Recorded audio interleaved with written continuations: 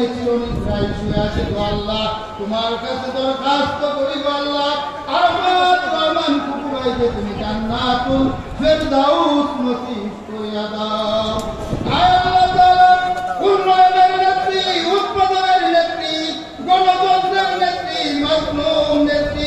আপসীন নেত্রী, দেশ নেত্রী এবং খালেদা জিয়া দীর্ঘদিন যাবত অসুস্থ অবস্থায় তিনি বিদেশে অবস্থান করছেন গো আল্লাহ, তোমার কাছে দরখাস্ত করি গো আল্লাহ, আমাদের প্রাণ প্রিয় নেত্রীকে তুমি দ্রুত সুস্থতা দান করে আমাদের মাঝে ফিরিয়ে দাও আল্লাহ।